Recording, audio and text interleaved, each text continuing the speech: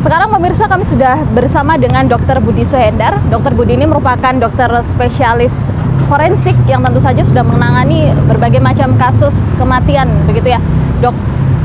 Dr. Budi melihat kasus kematian diplomat muda Arya Daru dengan kondisi yang sedemikian rupa, bagaimana Dok sebagai seorang spesialis forensik ya, sebagai seorang ahli forensik melihat kasus kematian ini?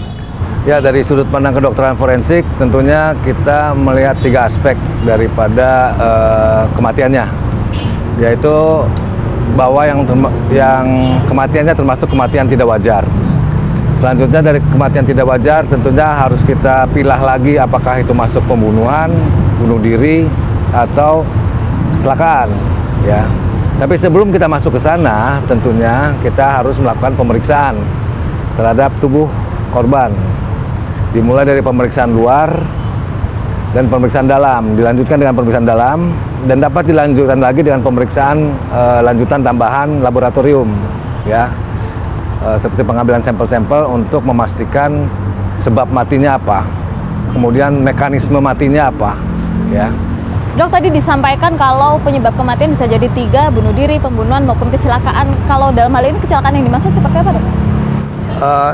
Kecelakaan dalam kasus ini mungkin bukan kecelakaan yang pada umumnya kita tahu, misalnya kecelakaan lalu lintas, bukan. Tapi kecelakaan sebenarnya orang pada kasus seperti ini, atau bukan ini saja ya, tapi pada kasus seperti itu misalnya ada orang sebenarnya tidak berniat untuk mati ya, tapi dia punya cara-cara tertentu untuk mendapatkan kepuasan tertentu misalnya, ya kan.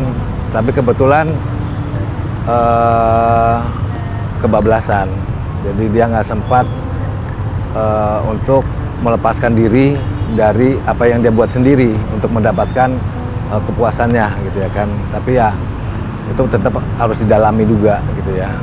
Oke, Dok, melihat kondisi mayat yang terlilit lakban, kemudian sebelum terlilit lakban bahkan ditutup dulu dengan plastik, kemudian dililit dengan lakban.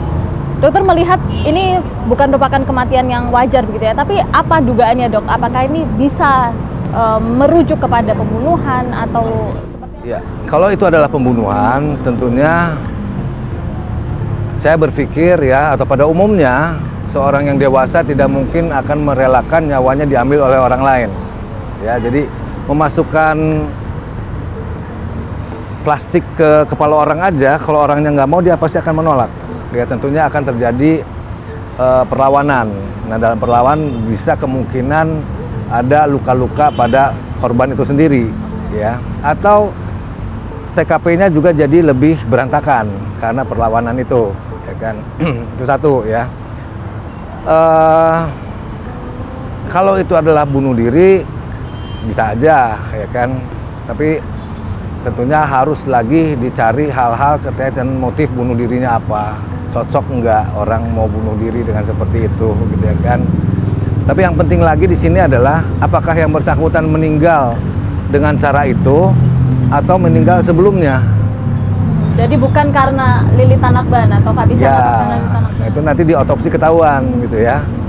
Kalau benar karena terjadi asfiksia, begitu ya, kurangan oksigen dan lain sebagainya, berapa lama sih, Dok, reaksinya sampai akhirnya seseorang ini bisa meninggal dunia?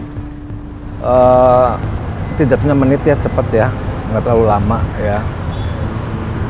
Biasanya dia tidak sadarkan diri dulu ya, dia tidak sadarkan diri dulu, habis itu dia meninggal ya karena kekurangan oksigen. Itu bisa sampai 5 menit juga cukup ya. Dok, satu lagi mungkin, kalau seseorang atau dalam hal ini almarhum begitu meninggal karena asfiksia, ini kan ada 2 kemungkinan ya, antara dia melakukannya sendiri atau karena ada dilakukan juga oleh orang lain, begitu ya. Itu apakah terlihat, Dok? Ini asfiksianya memang karena dorongan pribadi atau mungkin karena pihak eksternal? Bisa ditemukan.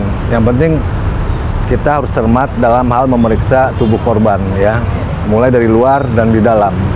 Di luar kita lihat tanda-tanda perlawanan atau luka-luka tertentu, gitu ya kan.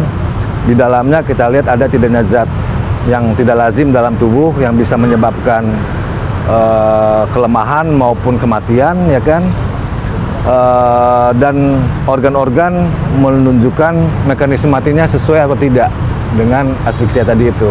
Oke, dokter, satu lagi, beredar di media sosial begitu ya, bentuk ada hasil otopsi yang kemudian beredar di media sosial yang menunjukkan penyebab kematian dari almarhum, kondisinya dan lain sebagainya. Melihat ini, Dok, apakah biasanya memang bentuk laporan otopsi ini seperti ini atau ini hoax? Bisa dikonfirmasi kah, Dok? Biasanya seperti apa bentuk laporan otopsi ini dan apakah mungkin tersebar ke publik begitu?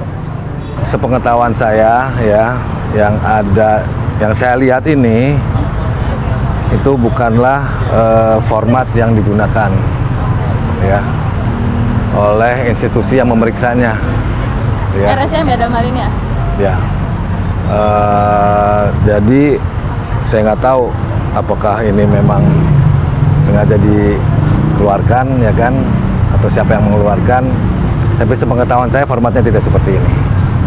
Baik, terima kasih banyak Dr. Budi atas waktunya. Sama-sama. Arya Darupangayunan, diplomat muda yang tewas di kamar kosnya, telah pergi untuk selamanya. Namun hingga kini penyebab kematiannya masih belum terungkap. Fakta baru ditemukan, Arya sempat tertangkap rekaman CCTV di atap gedung Kementerian Luar Negeri sebelum ditemukan tewas di kamar indekosnya. Dokter forensik menilai kunci dari kasus ini adalah hasil otopsi yang dapat menjelaskan apakah Arya meninggal sebelum atau sesudah kepalanya terlilit lakban.